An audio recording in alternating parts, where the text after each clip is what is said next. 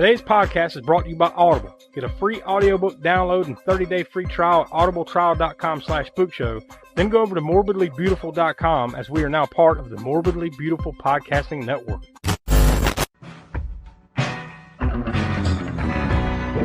alive! It's alive! It's alive! No phone too! No phone too! Yo too! Everybody here dies by dawn. Dead by dawn! Welcome to the Spookshow. Hello and welcome back to the All-American Spookshow podcast. I'm Josh and I'm joined here with Tiana. Hey. And the Professor Smoke. What's up? And this week in our rotation, it was Smoke's pick. And the only criteria, Smoke, is obviously horror, but you had to pick what we call an older movie, which is any movie that came out from 1970 to 1999. So what'd you bring for us this week? Oh, I got 1976's The Town That Dreaded Sundown by director Charles B. Pierce. First time watch for me that I recall. I mean, there's a chance I might have watched this back in the day and then forgot about it or something, but I don't think so. So this was the first time watch for me. It was for Tiana as well. Yeah. And the reason I chose it is because I haven't seen it since earlier video rental days, and I the way I judge that is by when I graduated high school, and that was the last time I'd seen this was before I graduated in '92. So there you go. Been a while. There's Smoke's age for you, everybody. If you want to go. Yeah. If you want to go go figure it out, then have fun if you like math. Go for it. Yeah, before we get into it, though, and I know we're itching, I want to throw out that we want you to go visit aaspookshow.com. We like to call that the center of the Spook Show universe. From there, you can go check out all of our past podcast archives. All the 250 or so episodes are up over there or easily findable from there. Also from there, you can find our YouTube channel. You can also find that by just searching for All American Spook Show on YouTube. And on our channel, every month we have 3 series that we dip in and out of. Video Vortex, where we watch stuff that was released in the video days of the 80s and 90s, right? And that could be any genre type stuff. Same thing for Grindhouse Gutter, except that one's more like, say, 60s to 80s, right? Stuff that would have played in the grindhouses, drive-ins, B-movies, that type of jazz. And then we have Hammer Horror and Order, where exactly what the series is right there in the title. We're watching Hammer horrors and thrillers in the order in which they were released. I think we've worked our way up to 1964 over on that one. So we're about 30 episodes or so deep on that one. So if you want to go check that out in like chronological order, we have a lot of fun with all those series. And Hammer's pretty cool in particular because there's a lot more of those things that we have not watched than we have watched. So it's been a fun little journey there on Hammer Horror and Order. So, but you can go check all those out on our YouTube channel. We also encourage you to become a patron of the Spook Show by going to patreon.com/aaspookshow. You get bonus content. You get the podcast episodes early every week because usually the masses, the general public, gets the new episodes of the podcast every Monday at 6 p.m. East. Well, over there, you're going to get it a day to 3 days early if you become a patron. And we're going to be launching some new extra bonus content and lots of cool stuff that we've got in the planning stages should be coming over there. So once again, you can find all that and then some merchandise and everything by going over to aaspookshow.com. So without any further build-up, we'll go and toss to the trailer for The Town That Dreaded Sundown. Samuel P. Fuller, age 24. Linda Mae Jenkins, age 19. Brutally attacked March 3rd, 1946. Howard W. Turner, 29. Emmylou Cook, 17. Bodies discovered in a wooded area on March 24th. Roy Allen, 17. Peggy Loomis, 15. Both found dead April 14th in Spring Lake Park. Floyd Reed, age 34. Murdered in his home on May 3rd. Mrs. Reed shot twice, but survived. This man's identity is unknown. He was believed to be between 30 and 40 years old. He wore a white hood and was known only as the Phantom Killer. World War II had just ended. In Texarkana, Arkansas, boys had come home to their families. Husbands reunited with their wives. It was a happy, peaceful time. Until the Phantom Killer struck. For 4 months, he held an entire city in the icy grip of terror. Now, Charles B. Pierce brings this incredible, shocking, and true story to the screen in The Town That Dreaded Sundown, starring Academy Award winner Ben Johnson as Captain J.D. Morales of the Texas Rangers. We got a cold-blooded killer here. A man who nobody sees. A phantom who, so far, hasn't made any mistakes. Andrew Prine as Deputy Norman Ramsey of the Texarkana Sheriff's Department. The only thing we really do know is that we've got a very strange person on our hands.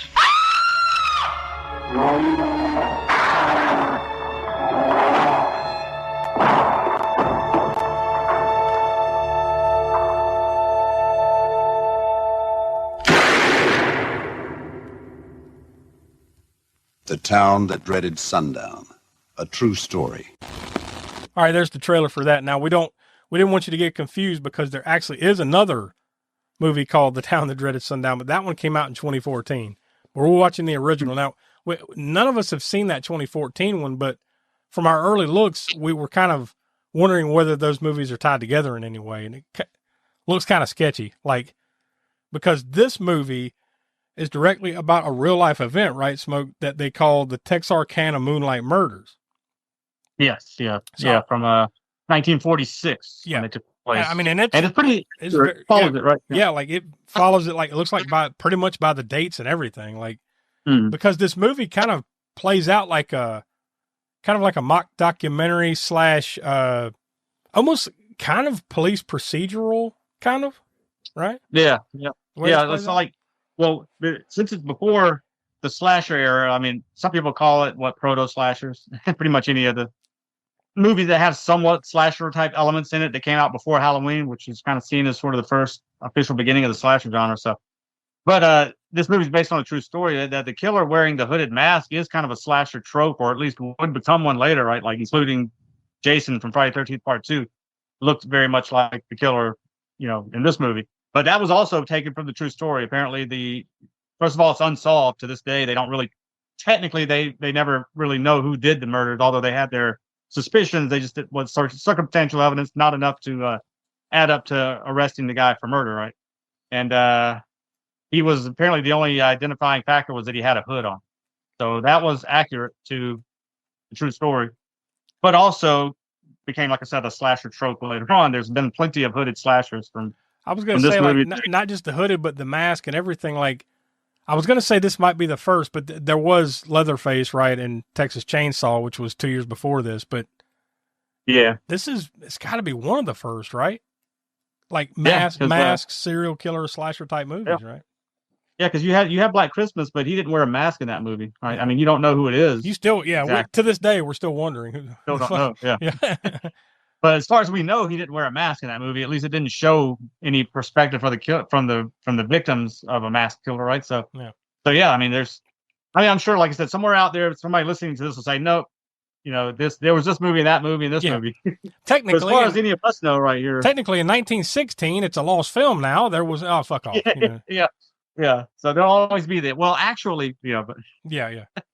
But as far as I know, or any of us know, that without doing any further research on that it's one of the first movies that probably features a masked serial killing proto slasher type person. Right? Yeah, which this is another predecessor along with Psycho, Texas Chainsaw Massacre, Black Christmas, a handful of others that led up to Halloween in 1978, right? Yeah. Which kind of officially kicked off the rest. It was pretty much wide open after that with Friday the 13th, et cetera, et cetera, et cetera.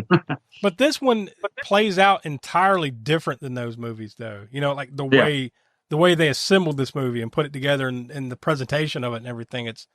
There are some scenes that feel like that. It feels like a Jason movie or something where somebody's running around in the woods, that kind of thing. The dude with the hood and everything. But then it'll go right back to kind of feeling like a TV show in some ways. Yeah. Including the now this is another thing that people notice if you watch a lot of these types of movies from this era, grindhouse, low budget horror type stuff. I mean, even though this isn't really strictly speaking horror, right? It's got the horror elements, but like you said, it's got police procedural drama, pseudo documentary, whatever feel to it. But I mean, within the horror aspect of it, you have a movie like say Last House on the Left, which uses the same thing I want to mention, which is these sort of zany slapstick cop type stuff. Oh god, you know what I mean? Yeah. Like in this one, it's that spark plug guy, right? His nickname's Spark Plug. Yeah, And there's a lot of his name is humor. His name is Patrolman Benson, but yeah, they call him like Spark Plug, so they call him Sparky or whatever. So he's got that nickname. Spark, yeah. He's straight up comic relief. He's like the Enos from Dukes of Hazzard. Yes, and there is very much a Dukes of Hazzard feel to, even though this movie came out before that, to some of those cop scenes, like the one where he jumps the car into the pond or whatever. Well, there's a lot of like in this time period, right? There's a lot of those type of movies. The police chase, country boy, redneck type of movies in this time period, right? Well, there's a lot of what do you call it, white lightning type, moonshine running type movie. Yeah. This isn't that, but it still has that same feel. It has that, it has some similarities. Like it kind of feels like that in time at points. So yeah, there's just that. And like that other movie I mentioned earlier, Wes Craven's Last House on the Left.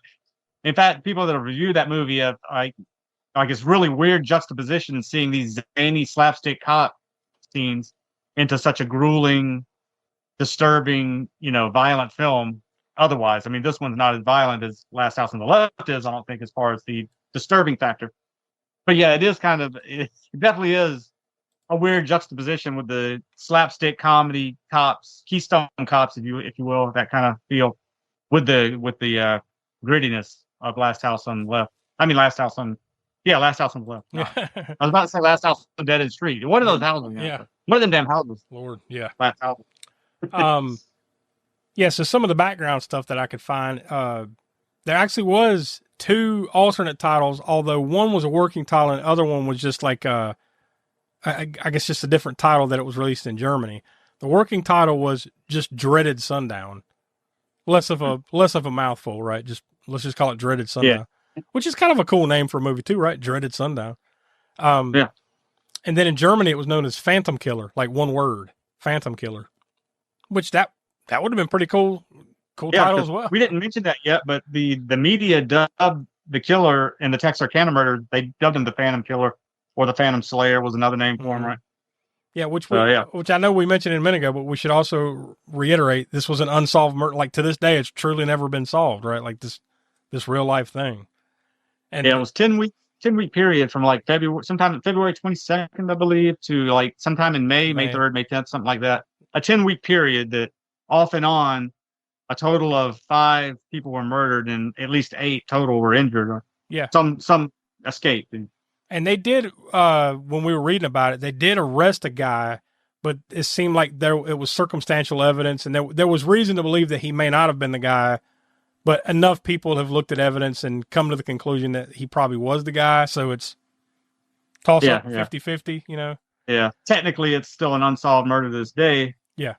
Yeah, because even the thing that even the thing that the dude went to prison for wasn't directly this. It was like some other other stuff, throw him under the jail kind of thing. And he stayed there for a while. And then I guess either died there or eventually got out. I'm not sure. I didn't follow that hard up on it, but yeah.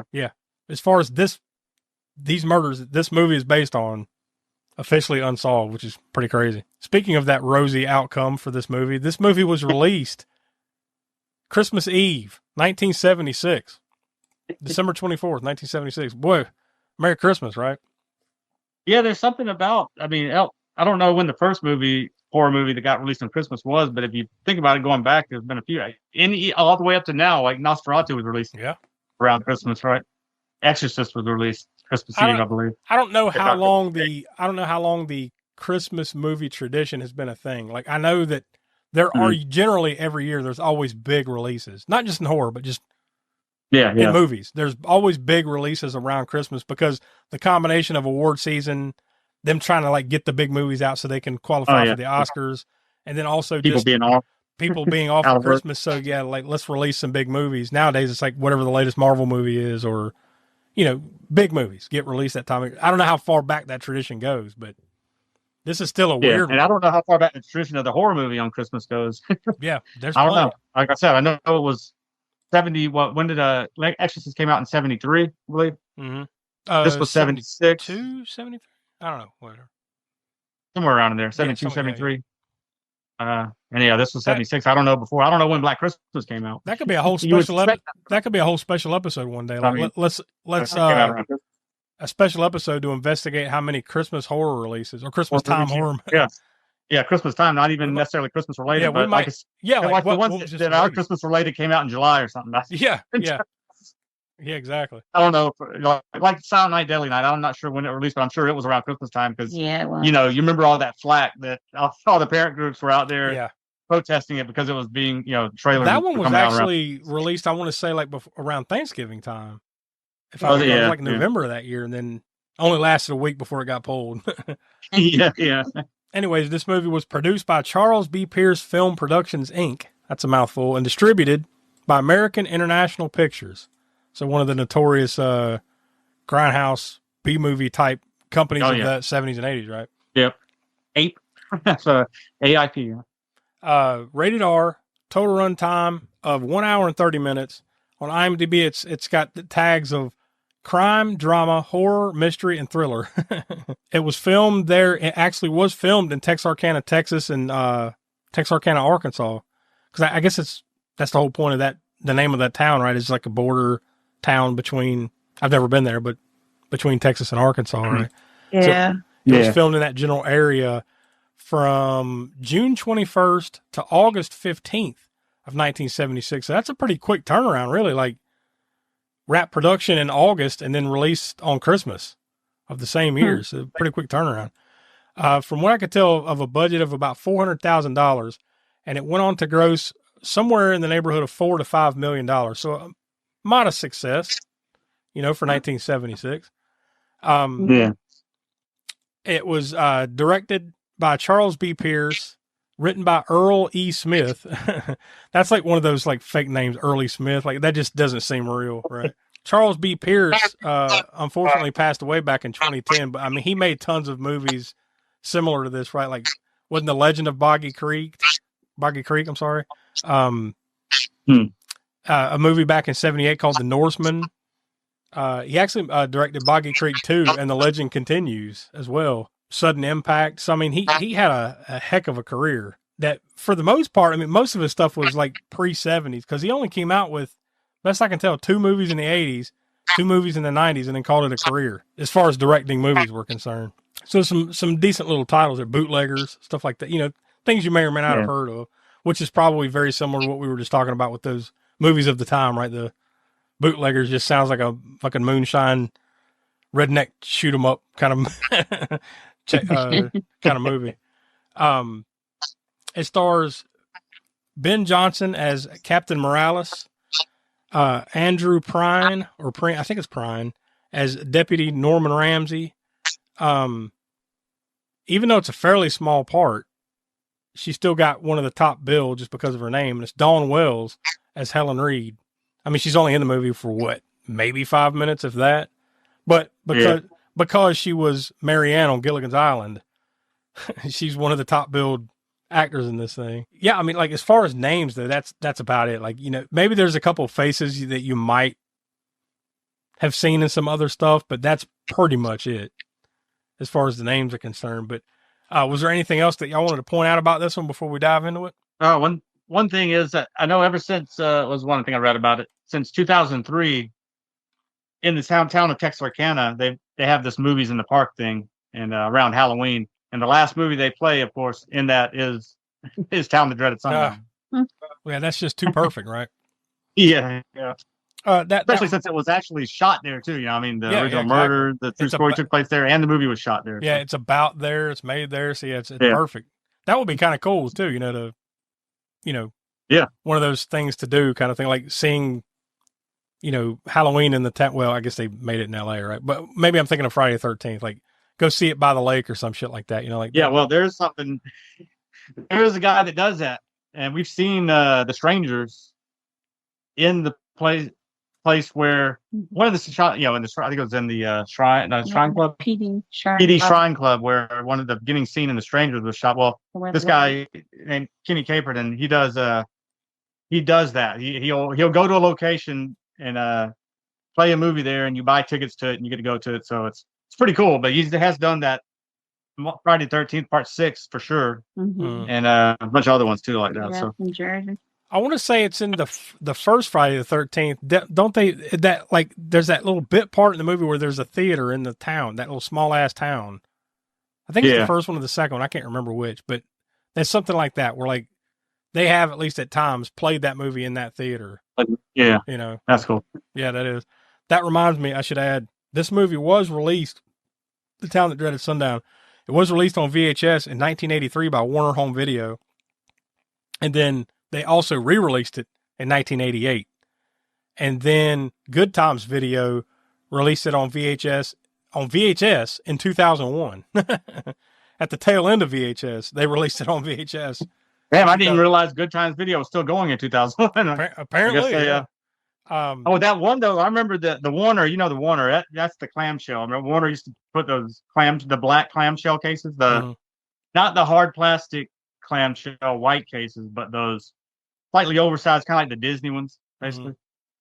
But yeah, I remember that's the one I rented on. And in fact, that's probably, like I said, the last time I saw it was that particular VHS back in whatever, late 80s, early 90s or so, or whatever. And while we're on that subject right now, watching this now in a pristine, cleaned up version of it was definitely changes the ambience of watching what I remember watching it on that whatever generation, not generation, but however many times it had been watched and rented or whatever before that's grain and scratches from the print that they struck it from and all that stuff. So yeah, it definitely changed that atmosphere a little bit. Yeah, this version that I watched this, like I said, this is by my recollection the first time I ever watched it. It looked really good. Yeah. Now I would assume, because as I go on further here, it says that it got a digital release in 2013 when Shout Factory released it on Blu-ray DVD combo with the 1979 film The Evictors. So I assume that that version that we just watched was like the Shout version, or I'm sorry, the Shout Factory version. Yeah. Because it looked really good. Yeah. Way brighter and cleaner and more crystal clear than I definitely remember seeing it on VHS back then. Yeah. Watching it that way back then kind of gave it that grittiness, you know. So there is something to be said for that, you know, like say VHS collectors and all that stuff. Like me, I buy VHS to collect VHS. I'm not the kind though who's gonna like, oh, I need to watch Star Wars or Empire Strikes Back on VHS. It's so much better watching Star Wars on VHS. No, it's not. No. But there is something to be said for watching something like Blood Feast or Texas Chainsaw or The Town That Dreaded Sundown, or, you know, those movies on VHS when it came from a video store that's been watched 1,000, 2,000, 3,000 times. Who knows? It's got so much, you know.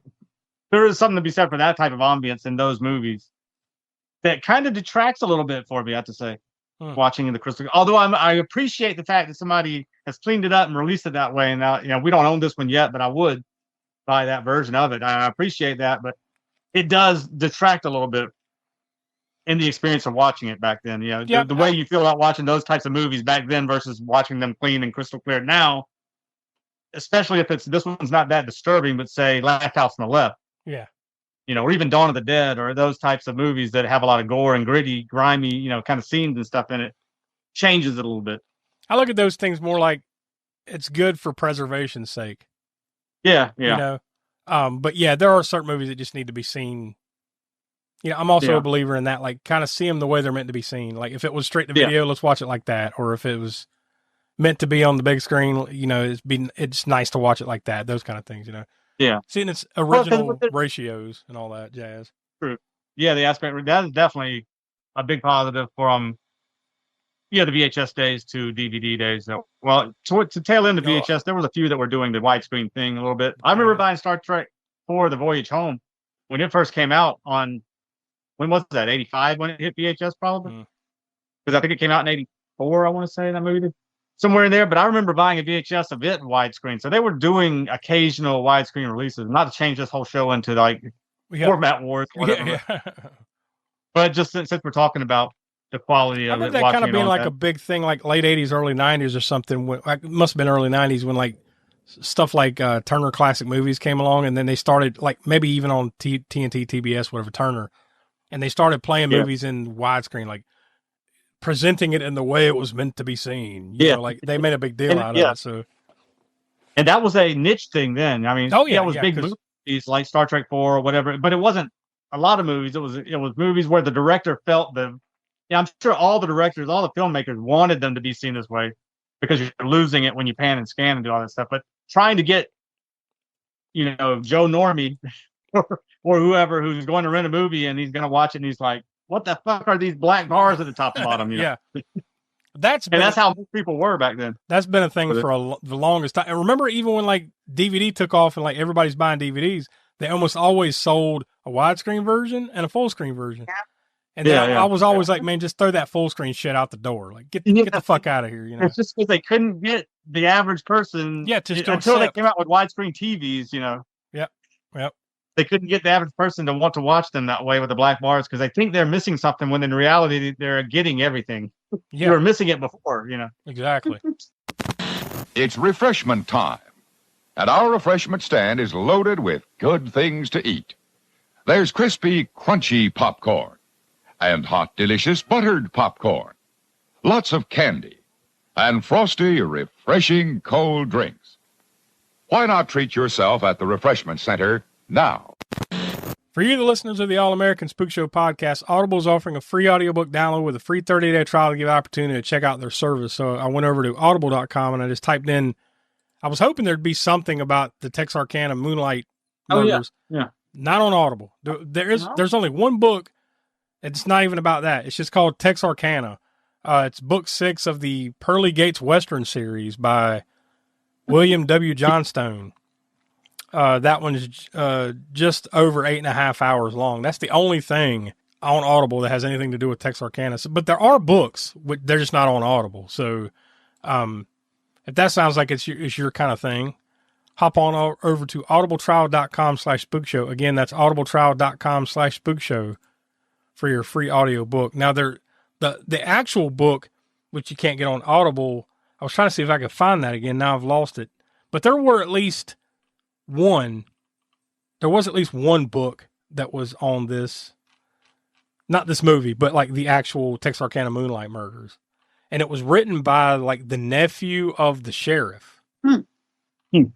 If I'm remembering correctly. I was just trying to vamp as I find it, but I can't find it right now. But I'm sure if you dig around, you'll be able to find that book. So I'm sure that would be a pretty interesting read. Actually, I'd like to try to get a hold of that book because it would just be interesting to learn a little bit more about this, you know, because unsolved murders, like everybody loves that true crime, unsolved murders type shit. So it'd probably be a pretty good read. Anyways, this movie, I think that the most striking thing about this movie is the one most memorable thing about this movie is the guy in the hood, right? Like, which we've talked about that being like an early hooded masked killer type thing. But like, man, I tell you what, if Friday the 13th Part 2 didn't rip this, I would be shocked.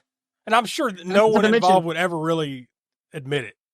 Right? Yeah, probably not. We wouldn't. But somebody had to have seen Town That Dreaded Sundown, and they're like, "Well, what could Jason wear?" Oh, yeah, because they hadn't established. Remember, they hadn't established the hockey mask thing, right? No, by this point. No, so like Part 3 when that came out. Well, shit. Now the first. You know, spoiler alert if you've never seen any of these movies, but specifically Friday the 13th. In the first movie, it's not Jason, so there is no. You don't have to worry about what Jason looks like. Well, you kind of do at the end, right? But yeah, you get that. You know, you don't have to worry about that. Dream sequence. So by the time you get to the second one, now we really get Jason. What's he going to look like? What's he wearing? So they just come up. I guess what's the main difference? There's one eye hole instead of two. Yeah, there's one eye hole, and I guess it could be technically. I don't know what the sack was in this movie, but in Part 2, I think it's a potato sack, like a burlap kind of sack, but still the same aesthetic. It's still a hooded mask, right? Yeah. So I don't know how real. Now you said you saw something where it was the guy that actually did these murders did wear a hood or something, but I don't know how accurate.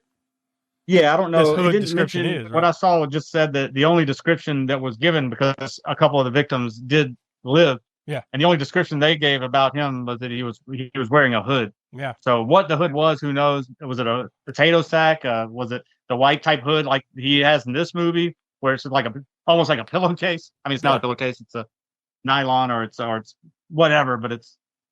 And it's got there was no other description whether like the rope the rope around his throat, just to hold it on, kind of thing. Make it tight. Yeah, that is the one thing, if nothing else, that you take out of this movie. It's the look of that. You know, the Phantom Killer, right? The Phantom Slayer, whatever you want to call him, with the hood. Another thing, the narration. What do you think of that? Like, you know, how they'd kind of pop in. It's April 14th now, 1946. The people of Texarkana are, you know. Yeah, it kind of reminded me of. It kind of reminded me of what's his name from Night Court, Dan Larquette. John Larroquette. Texas Chainsaw Massacre John thing, but Larroquette. instead of that movie, it's just at the very beginning. Yeah. You get that little narration at the beginning, but this movie is throughout the whole movie. Yeah. The guy comes back in and says, although it's a familiar voice, and I can't remember who it was now. We saw at the end because this guy's familiar. I want to see who it is. Now I don't remember what the narrator's name was, but I didn't recognize the name, but the voice still sounded familiar to me from stuff the 70s or whatever, 80s, early 80s. I don't know why or what. Maybe he just had that voice. That's why they got him to do it. Because he had that narrator voice, that radio voice for radio. His name was Vern Stearman. That's right. It was the narrator. Now I remember. Didn't ring a bell though. He actually was the narrator again in The Legend of Boggy Creek. Oh, okay. Well, and that's probably rattling around. And you'll probably appreciate this. He is the uncredited narrator for 2 other movies. Well, a few movies, but 2 in particular. The first, Faces of Death in 1978. Oh, okay. Yeah. Okay. And the Texas Chainsaw Massacre 2. Oh, okay. No wonder he sounded familiar then. Yeah. No wonder. Yeah. All of those movies I've seen, and some sooner than others. Texas Chainsaw I've seen many, or Part 2 I've seen many times. Legend of Boggy Creek I've seen a few times, and Faces of Death back in the day, many times probably, like showing it to friends too. Like, hey, you gotta watch this crap. That was like back in our day, kids. That was like that was one of the ultimate taboo tapes or whatever, right? Like Faces of Death. Yeah. Oh shit, That was one that you almost had to rent it in the back room with the porn, right? Like in some places. Yeah. I mean, little did we know at the time, we thought it was real, right? Because that's how it was touted as being a real thing. But then later on, you find out that most of the human deaths were fake, and then how could it not be? Where the guy's name was like Francis B. Gross. Yeah. the guy that comes on, hi, I'm Dr. Francis B. Gross. Yeah. But yeah, he's Dr. Francis B. Gross. I mean, it's got to be right. Well, sounds legit to me. Let's keep watching. I can't question anything. Between that and just that, like, police, like I said earlier, that police procedural type feeling, like, was it just me that, like, it just felt like a TV show? No, it wasn't just you. It felt like that. Yeah. From time to time, it did feel like a made-for-TV like, or a made-for-TV movie. Right? At some point, what was it? Who was it that did Dukes of Hazzard? Was it Waylon Jennings or Merle Haggard? Was it? Waylon Jennings did the music, the song, and he did the narration. Yeah. At some point, I was just waiting for Waylon Jennings and like, what are them Duke boys that got into this time? Especially like I said, when the cop dumped the car into the pond. Yeah.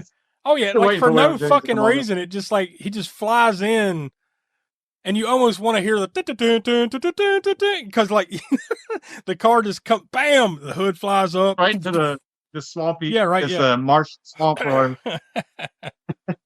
And then that becomes like the comment. That guy's like I mentioned earlier, the running sort of top gag in the movie is him, because then the marshal later on, like right after that scene, like they're about to leave to go to they're at crime scene type thing. They're about to go somewhere else, and the marshal gets in the car, and there's Sparky again. He's like, nope, I'm not riding with you.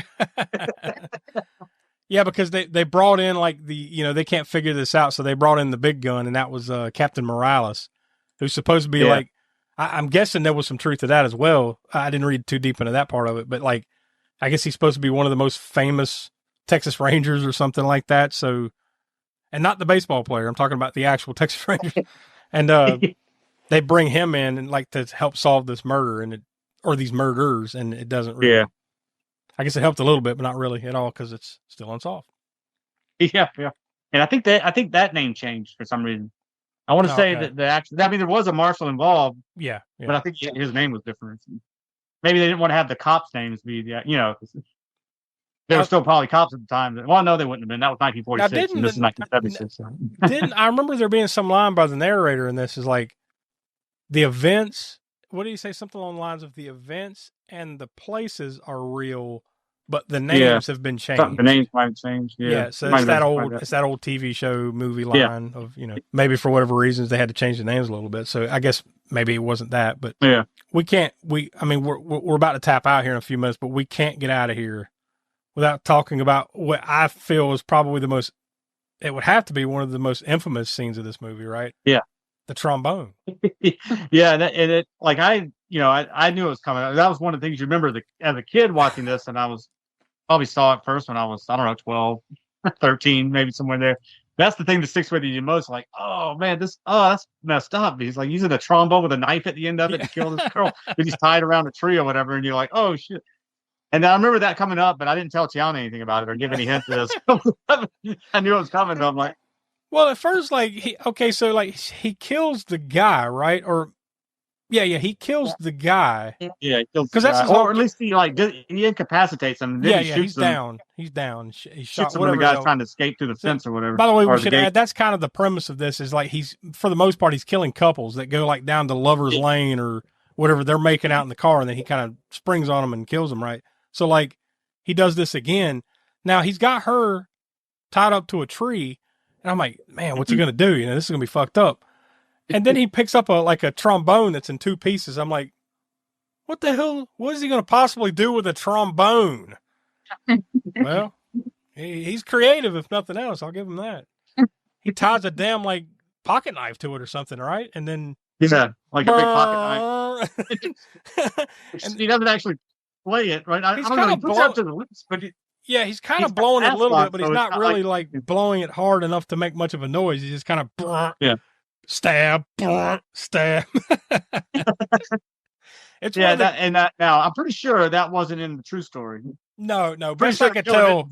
Then creatively say, you know what? I'm going to bring a trombone to this one. This is going to be something. Yeah, best I can tell, I think all of it in the true story, all those killings were like done by a pistol or whatever. Like I think, or maybe there was a knife. It could have. I think there might have been. Maybe there was a knife involved, but not a trombone. Yeah, but clearly not. Yeah, a damn pocket knife tied to a trombone. I guess for dramatic effect. We've seen some shit on the Spook Show. We've seen a lot of shit, some messed up stuff. And this isn't messed up. This is just weird. It's just kind of, and you can see the gears turning in. I don't know who wrote it. Maybe Charles B. Pierce or whoever wrote the. It's like what hasn't been done. Well, at this point, a lot hadn't been done because really, you're talking about true slasher movies that really got taken off or whatever. So, I mean, I don't know. I don't know where he came up with this because, like you said, you aren't trying to trump anything yet because nothing's really come much before it. Yeah. So I don't know. I don't know where the idea of the trombone came from. Either director Charles B. Pierce or the writer Earl E. Smith came up. I would think came up with this. So it's kooky and it's memorable. But yeah, it definitely is. But it's odd. It's just odd. Well, first of all, you're like, is he going to play it? But even in this, that would be dumb, because I mean, are you going to like telegraph? You're out here in this secluded area. You're trying to be like, you've already shot a gun. So, I mean, true. I guess the trombone ain't going to matter much, but now, did you notice that the first killings you hear from a distance and then the cop comes up on it and then there's a guy dead and then a girl tied to the tree, but you heard shots. You heard what sounded like a shotgun or something, right? Mm-hmm. Then from that point forward, it's almost like he was using like a silencer pistol or something. Like it was a much quieter method past that point. Yeah. Which I think none of this. I think the true story, it was primarily a 32 caliber gun that he's using. Except I do remember reading something.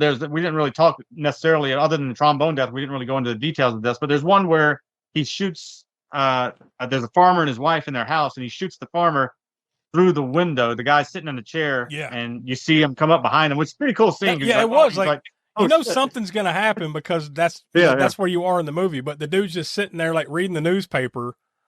And then all of a sudden, he just appears in the window. Whap, whap.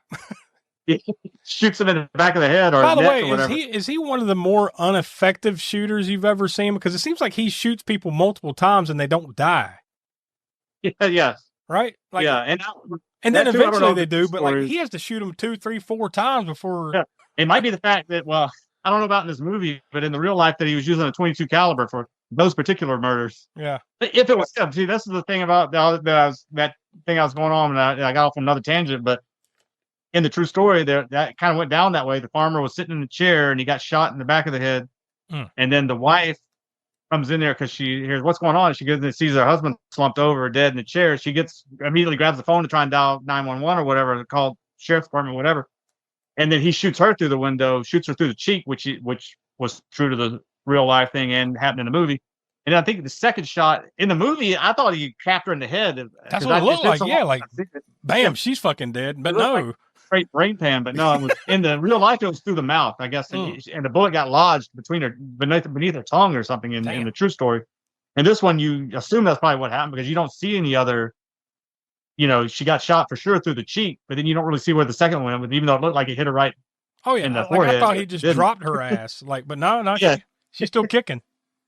Yeah, and she gets out and she gets away, and then that happened in the true story too, that she escaped into a neighbor's house or whatever, right? But in that murder, apparently the murderer used a 22 caliber, and I'm talking about the true story, and then all the other gun related deaths attributed to him, it was a 32 caliber.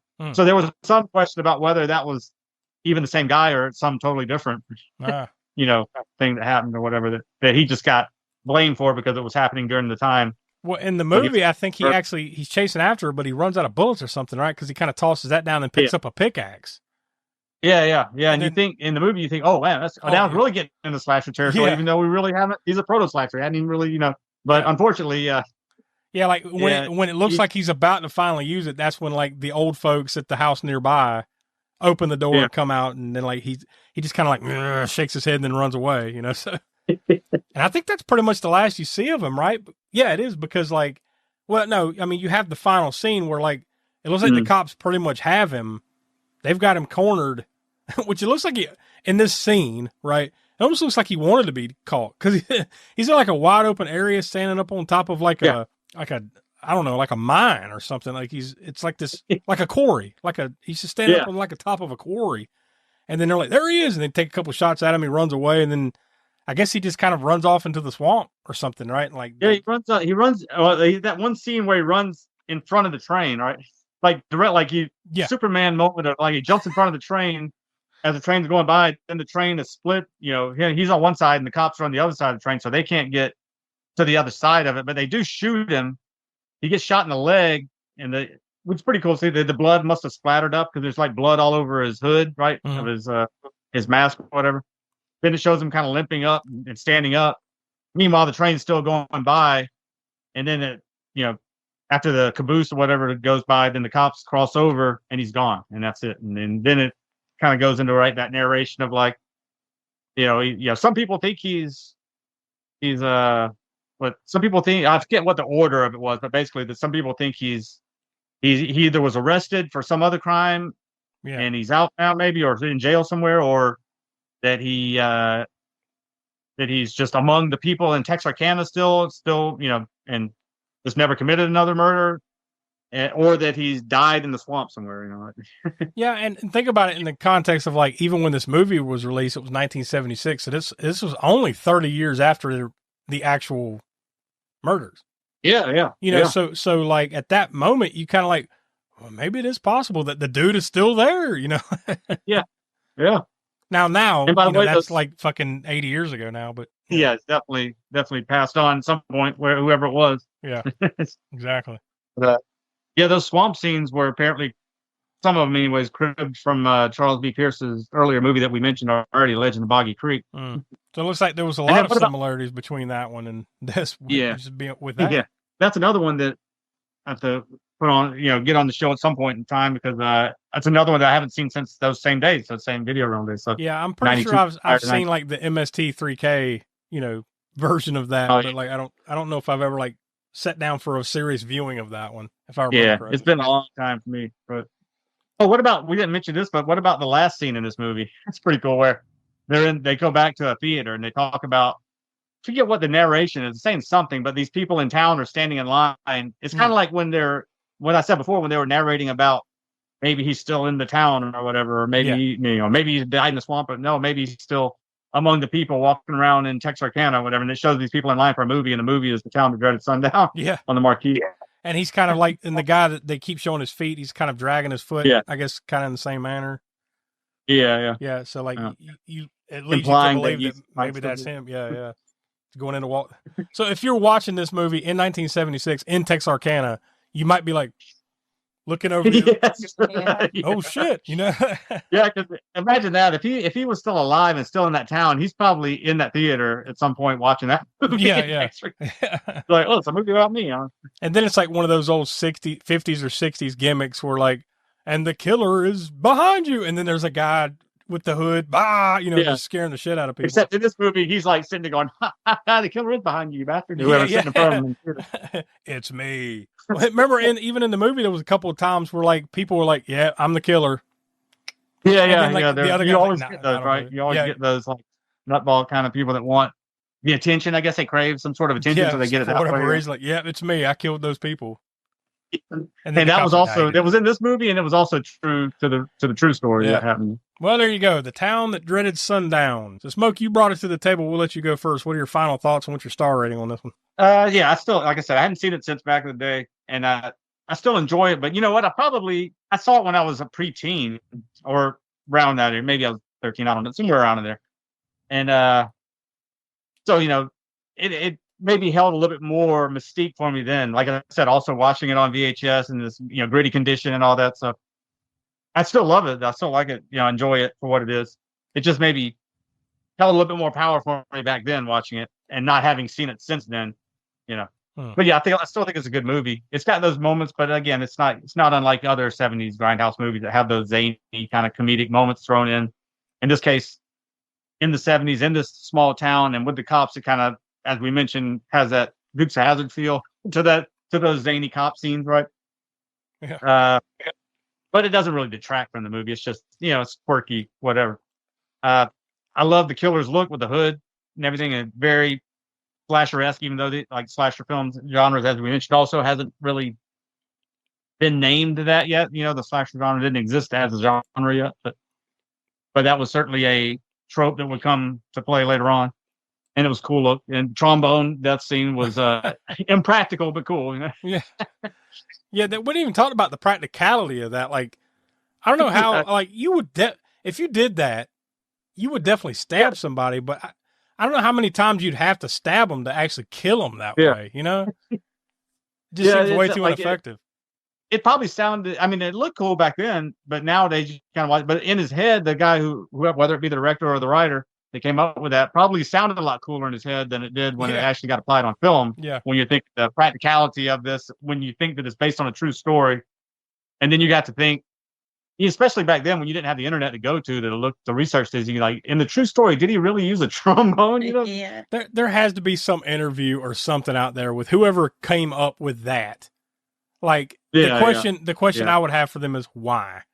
Like, it's got to be on the commentary, I would imagine. Yeah, right. Somewhere we got to track it down, because like that's my question is like, it's different and you remember it and everything, but why? Oh, yeah. Like, you've already got a pretty cool real life story here of a dude that was killing people with like guns and knives. Like, why do you have to?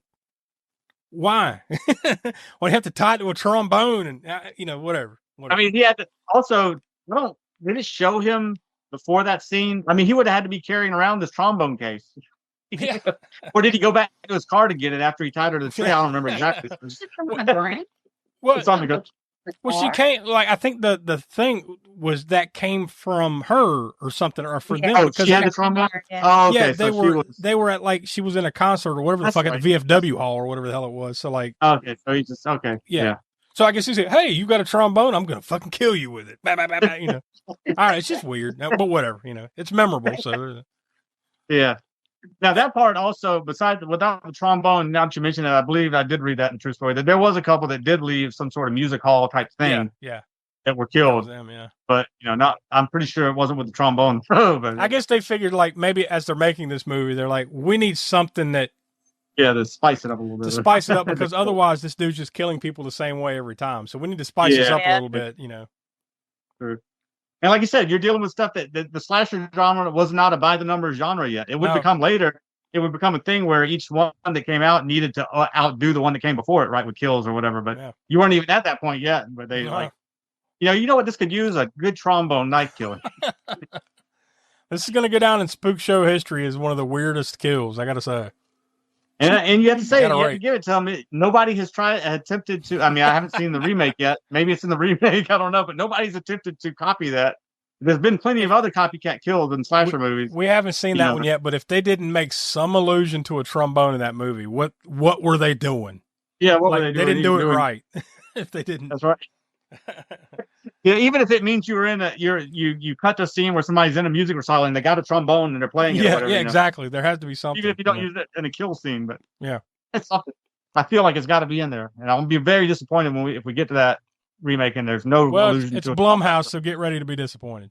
Oh boy. So, what's your star rating? So getting back to the rating. Yeah. I think I'll go with because I really do enjoy it, but it's not going to be on the top shelf of slashers or proto slashers or whatever. That still, if talking about proto slashers, I still like Texas Chainsaw better, and I still like Black Christmas better.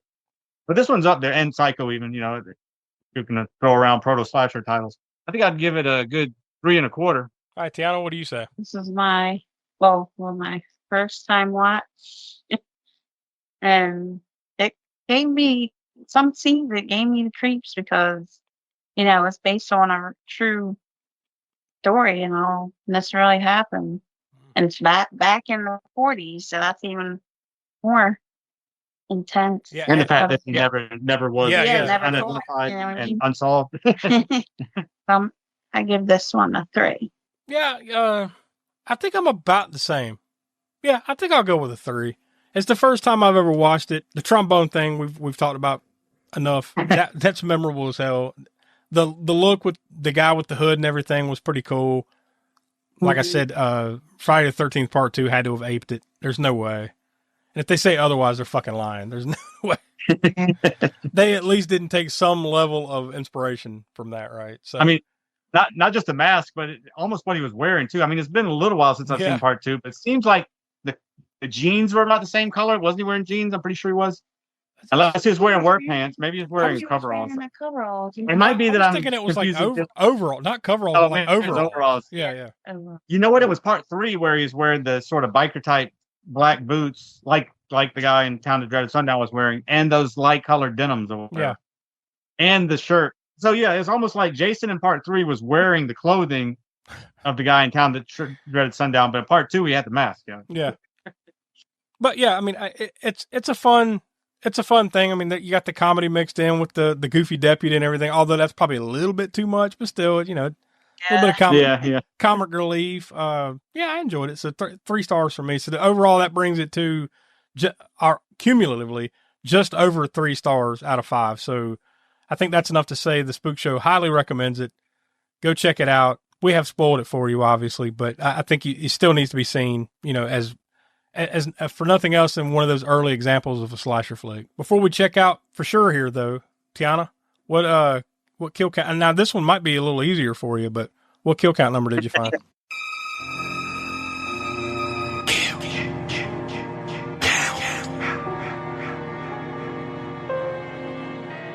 A total of 5, which was how many he actually killed in real life also. There you go. That makes it a little bit easier when there's a definitive number, and even more so that it's a factual event. So and even makes it easier when it's plastered as a blurb on the cover of the poster. Yeah, it's right there. There's the number. Let's talk about the kill reel. Highlight kill. I think for the highlight kill, we've talked about it enough. I think it's the trombone. Oh, it's got to be the gunshot through the head. Yeah, right? of course. It's the pistol through the window. Yeah. Yes. Honestly, if it weren't for the trombone thing, that might have been the one because it was just. It's true. It was fucking cold blood, man. Yeah. Yeah. He just popped up out of the blue, like. Just bam, right, bam, bam, bam. But yeah, if it hadn't been for the trombone thing, that probably would have been. But no, it's the trombone. I mean, that's what the fuck, So, even though it's not the what the fuck kill of the movie, it's both. It's the highlight kill and the what the fuck, and just mark that for the Spook Show Awards later this year for biggest what the fuck moment. That's got to be the early front runner, right? So Smoke, that leaves us with you. What's the gore score on this one? Gore score. Considering that it's a proto slasher and the ways we mentioned, like the trombone kill and some other things in it, you would think maybe it would be like super bloody too, or super violent. But I mean, it is violent, but it's not. It's certainly not. You don't watch this movie for the gore and splattery kills, right? The trombone kill was interesting, different. It's not very bloody. You get a little bit of the knife when you see it. You don't see it. It's not a penetrating. It's not like Tom Savini would do later on, where he's like, showing the knife penetrating like a he'd have a pig carcass on the tree, right, with a dress on, and he's penetrating it with a knife. Where you see it, no, it doesn't. You don't get that level of gore or whatever. You get the knife as it's at the end of the trombone, and it's bloody, right? Then you get him putting in. You see him push the trombone. You hear the thwack or whatever, right? And then he does that a few times. So you're not really seeing a lot of gore, just sort of aftermath of blood. Most of the other kills are gunshots, right? And I wouldn't necessarily say that you get gunshot squibs. You get after effect of blood dribbling out of a gunshot wound, right? So again, this movie's not trying to go for the gross out. It is creepy and it is violent, but aside from the a little bit of gunshot deaths, the trombone knife kill, can't really think of any other. That's about it, right? So really, it's not bloodless, but it's on the level of like Texas Chainsaw Massacre, right? The people think that movie's super gory until they really pay attention and watch it, and they're like, "Oh, wait, it's not really as much gore as it seems like from the title would imply, right?" Honestly, one can argue there's more gore in this movie than Texas Chainsaw Massacre. It's true, yeah. I mean, because it's, and I don't know what I gave Texas Chainsaw Massacre for the gore score, but I think I'll give this one I'll go with a 6. You gave Texas Chainsaw Massacre 4, so that jives. That kind of yeah, that's about right. I mean, which is crazy when you think about it. Like, wow, Texas Chainsaw Massacre. If somebody sees that rating who doesn't really, who maybe has seen the movie a long time ago or seen it once and not really, remember it so well, like 4, no way, man. It's got to be at least an 8 or something. Next week, we return to the Cult Corner series, which is essentially we watch cult favorites and, let's face it, just some movies that we want to check out that are not horror movies. Yeah, that's kind of the main premise. So we came together and we're going to be talking about Blade Runner from 1982. This is one that we've tried to get on a number of times, so we finally landed on it. We're finally going to get around to it. Bonafide. I mean, that's kind of a bigger budget type of cult, quote unquote, cult movie, but yeah. It's one of my favorites. It's one of those that was cult at the time, right? I mean, it did well in the theaters, I think. It's probably more well known now than it did at the time when I don't know what the box office was. We'll get to that when we do the Cult Corner, I guess. Exactly. Yeah, but we'll take the deep dive next week, and I'm looking forward to that because it's been a while since I've seen it, and I wanted to sit down and watch a good copy of that one in a long time. So, Blade Runner 1982 next week, and then onward and upward from there. So, that's it. So for Tiana, Professor Smoke, I'm Josh. We are the All American Spook Show podcast, and we'll talk to you next week for our latest in Cult Corner, Blade Runner. As you leave the theater, folks, please be careful. Don't let this happen to your car. Be sure to remove the speaker before you leave. If you should accidentally pull a speaker loose, please turn it in at our snack bar or box office. Thank you.